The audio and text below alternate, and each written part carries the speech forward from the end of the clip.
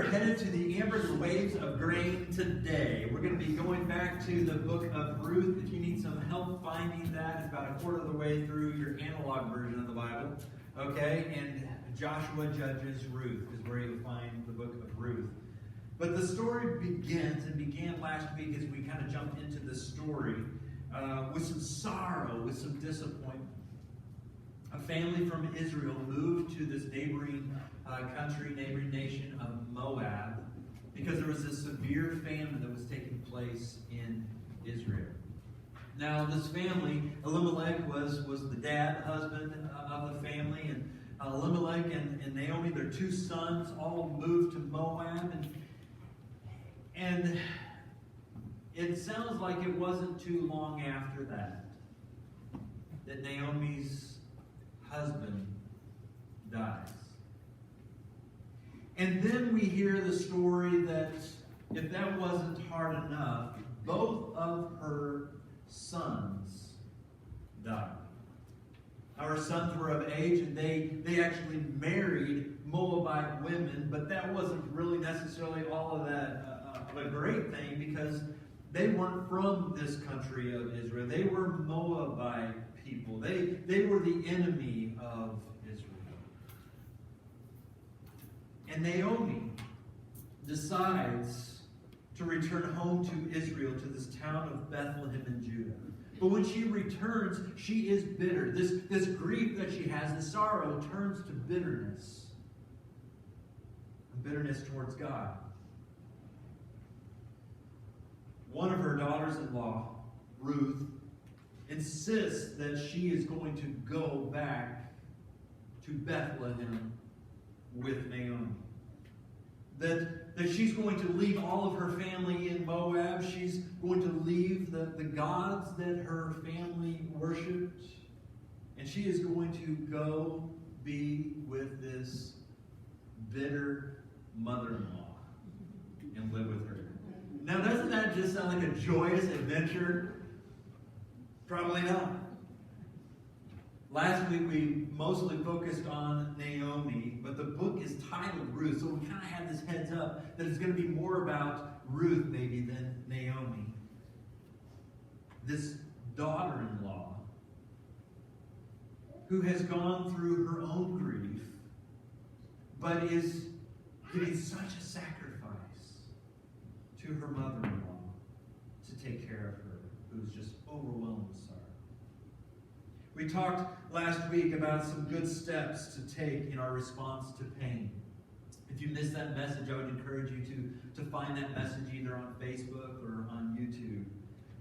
But Naomi didn't fully know how to respond to her pain. She got some of it right. She did go back to the people of God, people who could help her through the pain, through the hurt. She got that right. She was honest with her pain. She did tell everybody, I'm bitter. She got that right. But because of her grief, there were some things that she couldn't fully get through in her pain. She failed to celebrate where God was working in her life and in others. She failed to see what God was doing in Ruth's life. She struggled to believe that God was good and that God could be trusted, even in these situations. Naomi is bitter. She's not sure that God is either good or that he can be trusted. She actually blames God for the death of her husband and of her sons, and even blames God for her bitterness. Ruth, however, surprises us. She's also grieving. We know that because she's lost her husband. She isn't even a follower of the one true God. She is from Moab.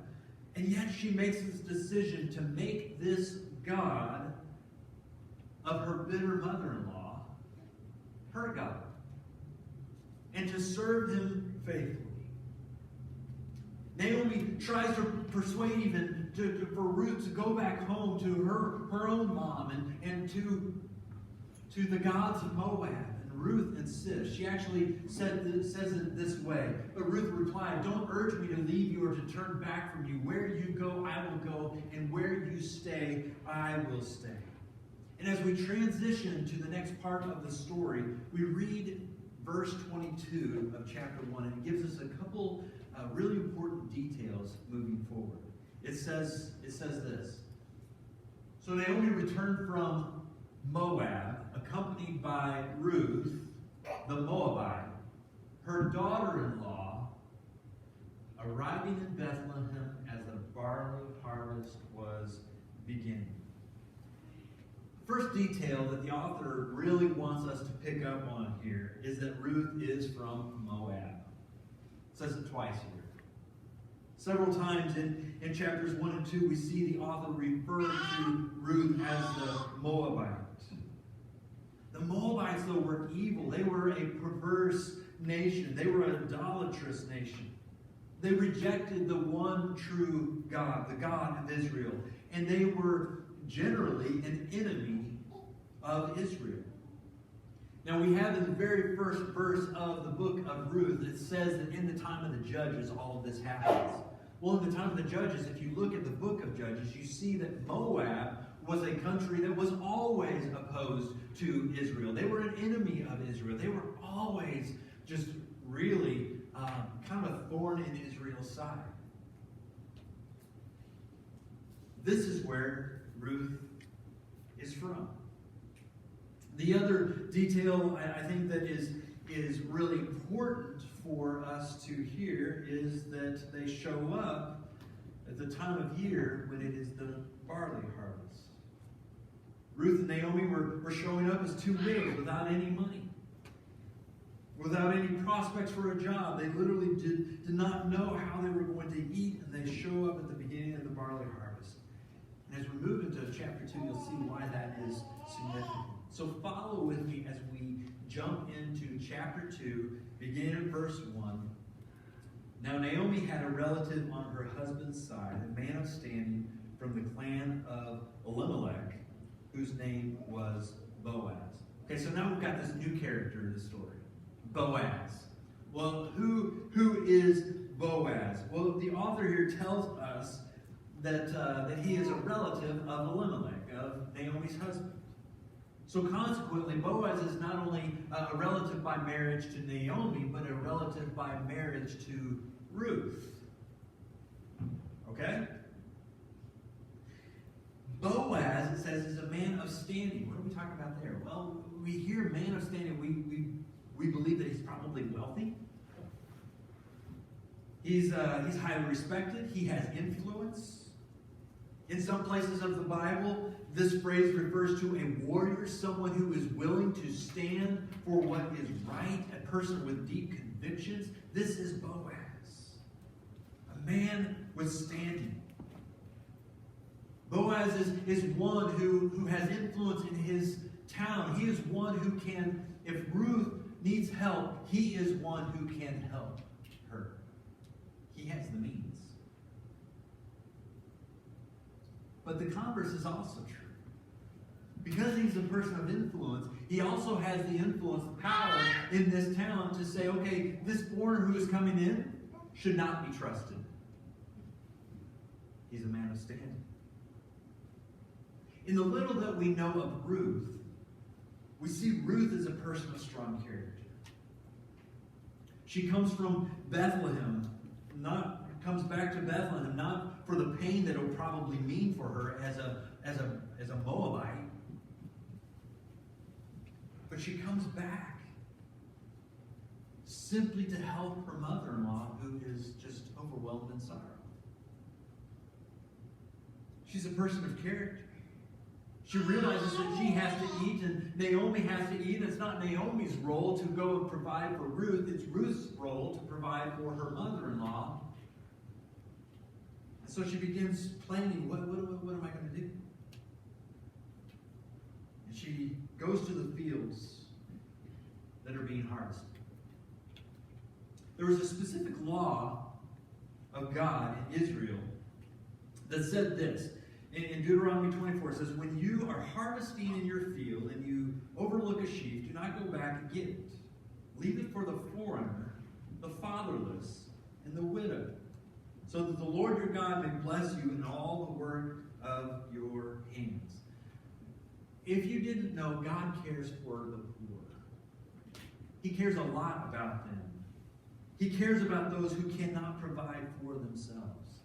And gleaning in the fields was Israel's way to make sure that the poorest of the very poor had food to eat. So it wasn't all that unnatural to see someone gleaning in the fields behind the harvesters. These people who would glean, they didn't need permission from the landowner to go and glean. The law gave them permission. They weren't trespassing. The law said, this is how we provide for you. So let's pick up the story. Chapter 2, verse 2. And Ruth the Moabite said to Naomi, let me go to the fields and pick up the leftover grain behind anyone whose eyes I find favor. Naomi said to her, go ahead, my daughter. So she went out, entered the field, and began to glean behind the harvesters. As it turned out, she was working in a field belonging to Boaz, who was from the clan of Elimelech. Just then, Boaz arrived from Bethlehem and greeted the harvesters. The Lord be with you. The Lord bless you, they answered. And just hearing that doesn't sound like it's a good group of guys, right? We need more people like that in our nation, our world, right? Boaz asked the overseer of his harvesters, who does that young woman belong to? The overseer replied, she is the Moabite who came back from Moab, double stated again, with Naomi. She said, please let me glean and gather among the sheaves behind the harvesters. She came into the field and has remained here from morning till now, except for a short rest in the shelter. So Boaz approaches Ruth now and says to her, my daughter, listen to me. Don't go and glean in another field, and don't go away from here. Stay here with the women who work for me. Watch the field where the men are harvesting, and follow along after the women. I have told the men not to lay a hand on you, and whenever you are thirsty, go and get a drink from the water jars the men have filled. Wow, pretty cool, huh? At this, she bowed down with her face to the ground. She asked him, why have I found such favor in your eyes that you notice me, a foreigner? Boaz replied, I've been told all about what you've done for your mother-in-law since the death of your husband. How you left your father and mother in your homeland and came to live with a people you did not know before. May the Lord repay you for what you have done. May you richly be rewarded by the Lord, the God of Israel, under whose wings you have come to take refuge. Ruth says, may I continue to find favor in your eyes, my Lord. You have put me at ease by speaking kindly to your servant, though I do not have the standing of one of your servants. What an incredible story of grace, right? Ruth had no idea how she'd be accepted. If she felt like she'd be accepted at all, she probably had some idea that she wouldn't be accepted as a Moabitess coming to Israel. But Boaz doesn't only not push her off the land, he provides for her. He says, no need to go working anywhere else. You can work here. I'm going to make sure that you have enough. He provides for her. He protects her. He tells his employees to protect her. She had no father, no brothers to protect her, no sons. Now Boaz is both her provider and protector. It's a cool story. And we don't see any ulterior motive that the author presents here either. He is simply a man of standing who does what is right. She's invited to share lunch that afternoon with all the harvesters. And Boaz tells the men to intentionally leave stalks of grain behind them so that Ruth can gather the grain for herself and Naomi. Ruth went back out that afternoon. She gleaned in the harvest field, and then she threshed all of this grain that she had received. And then she starts home with this 5-gallon bucket full of threshed grain. Ruth experiences this incredible act of mercy.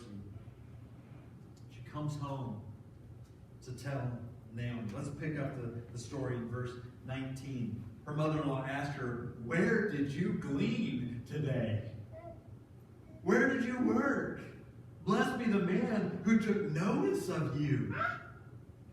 Then Ruth told her mother-in-law about the one whose place she had been working. The name of the man I worked with today is Boaz, she said.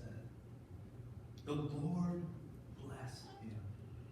Naomi said to her daughter-in-law, he has not stopped showing his kindness to the living and the dead. She added, that man is our close relative. He is one of our guardian redeemers.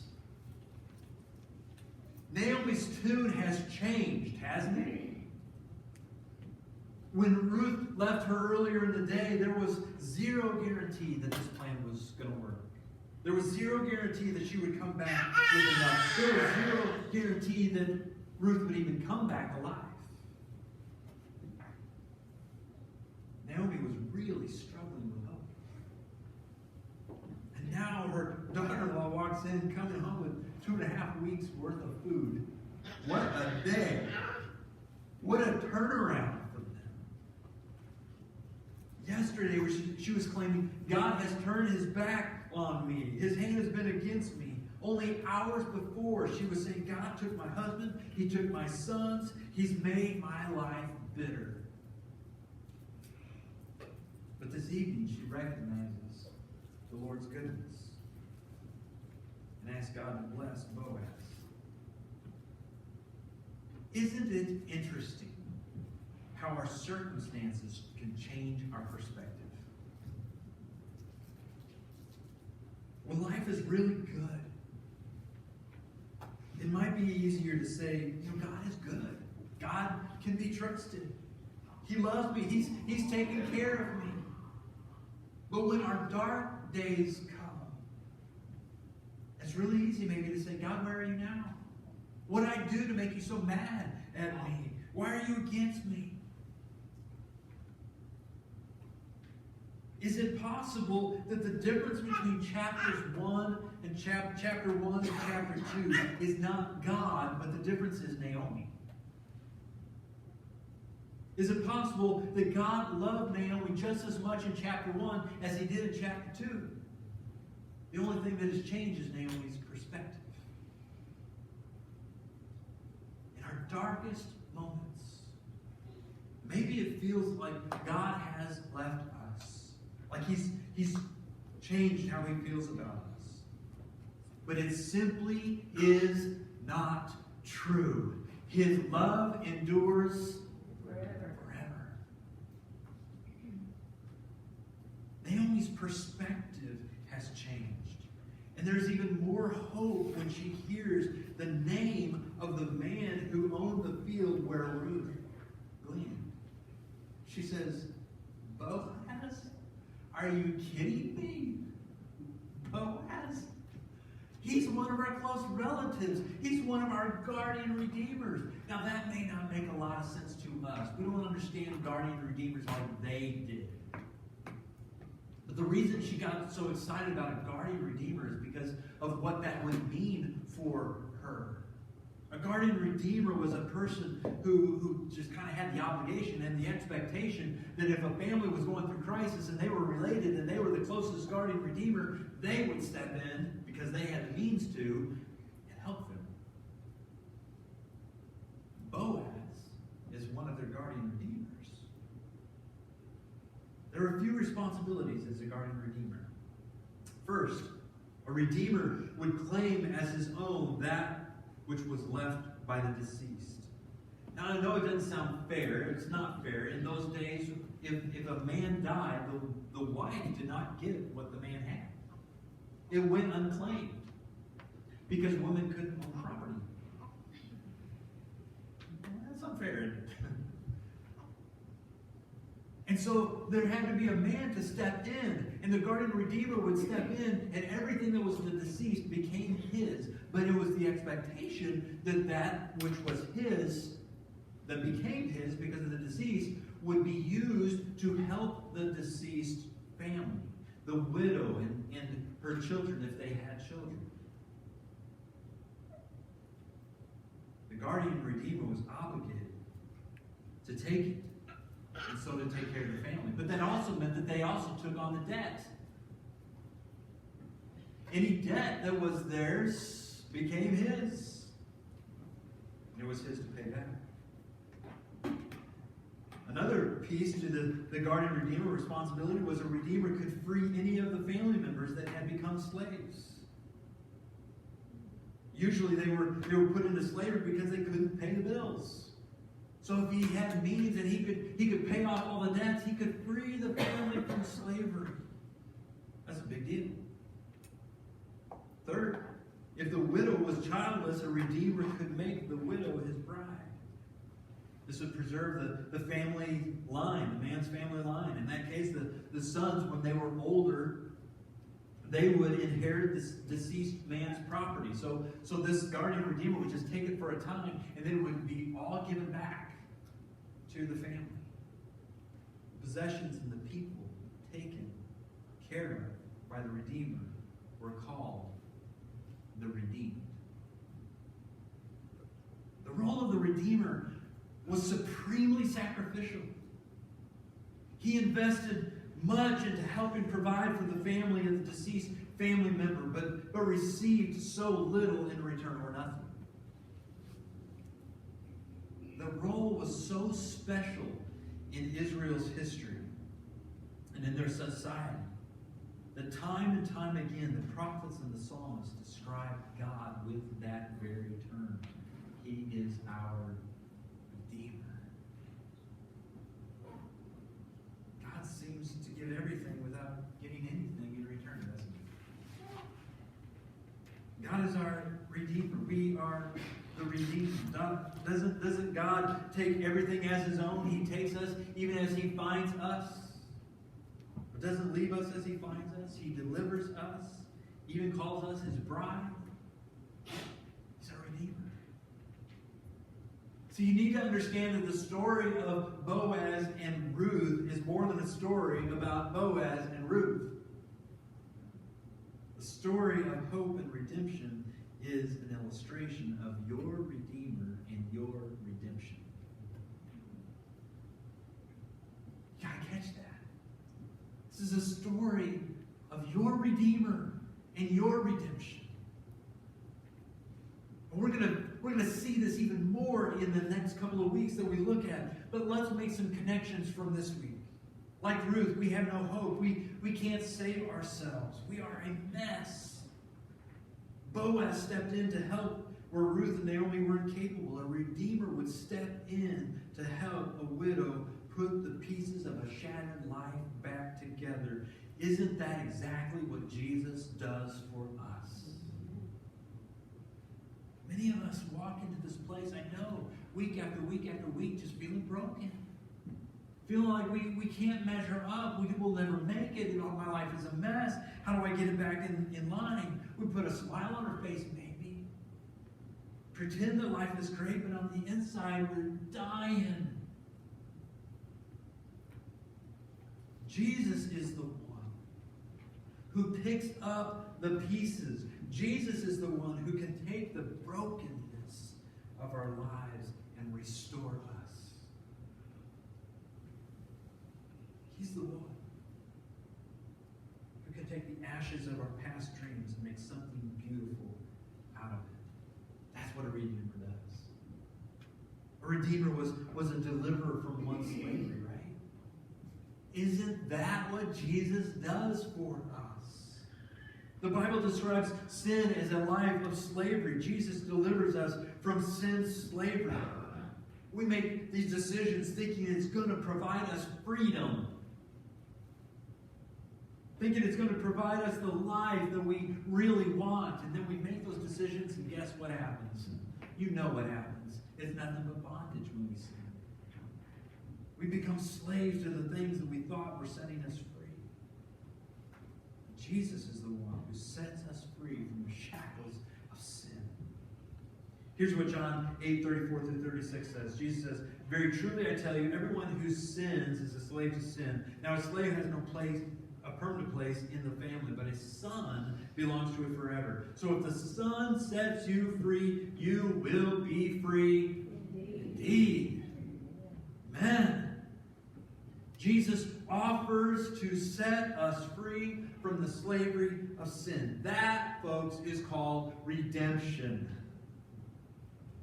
The Redeemer would provide for the widow, possibly even marry her. So Boaz here, he has this option. He could marry Ruth. He has the power to give her a new identity if he wants. Isn't that incredible? A new identity. She doesn't have to be known as Ruth the Moabitess anymore. Her Redeemer has the power to change all of that. She really can, truly, in reality, belong. Her guardian Redeemer can give her a new identity. That's what Jesus does for us. Some have been bogged down by our past. We feel we can't escape it. Our identity is just locked into who we once were. But the good news of hope and redemption is that Jesus comes along and offers to adopt us as a child of God. Jesus offers to give us a new identity. Would you just look at somebody right now and just remind them, you are a child of God. He loves you. Would you just do that right now? Remind somebody that. You're loved by God. Isn't that good? Jesus does that. He says, you're mine. And that changes everything. Jesus is our Redeemer. You know, Boaz could have refused. He could have said, let someone else do it. And it might have been expectation, it might have been obligation, but if we read on in the story, we will find out that some others have just said, nah, I'm not going to take my responsibility. No, thank you. You know what? It occurs to me that Jesus could have said, no, thank you, that's not my responsibility. They deserve what they have come to do. And we do, don't we? We're deserving of the death he took for us. He redeemed us. Wow. That's a story of hope and redemption, folks. It's in our darkest, most hopeless, and most down and out moments that Jesus extends grace to us. Wasn't that Ruth's story? She found a Redeemer. Folks, you have a Redeemer too. Jesus didn't have to do it, but he did. And that changes everything. God so passionately loves you that he is willing to pick you up even when you have nothing to offer and say, I can do something with you. Even before you've done anything for him. Even when you have been his enemy and deserve nothing more than to be his slave. That was Ruth's story, wasn't it? Reality is we had nothing to offer to Jesus. That's what makes it grace. That's what makes the gospel such good news. While we were still sinners, enemies of God, God goes to the extreme to reach out to us. Jesus offers you redeeming love. Jesus offers to save us, to give us new life. He gives us this life so that our identity is found in him. He provides for us and he protects us even when we are not aware of all that he is doing. Through Jesus and Jesus alone, we experience God's redeeming love. I invite Pastor Mark to play something on the piano. I believe that there are people in this place today who have experienced the redemption of Jesus. I heard Jennifer. I didn't get to see the perspective that Jennifer saw earlier.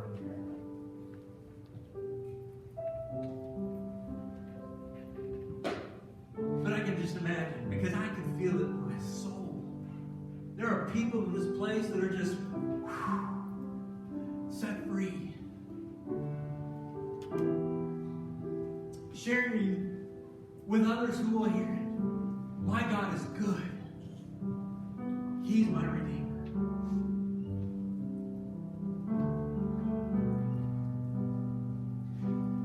But I would imagine that there's also someone in here today who doesn't know Jesus as their Redeemer. Who'd say, my life, I am not happy with what I'm doing right now. I'm making a mess of stuff. And if anybody is at their lowest point and needs some help, and you would think, Jesus, could it be that you would redeem me? And it could be that right now your perspective is because of your circumstances. It could be that you say, God's mad at me, He would never take me. Just look at my life. And I say to you, the good news is that's not true. That's not true. The good news is He's looking for you. He wants to redeem you. Amen. So what will you do with that? Will you let Him have your life? All of it? I mean, really, what do you have to lose in giving God, who loves you insanely, supremely in His sacrifice? What do you have to lose in giving God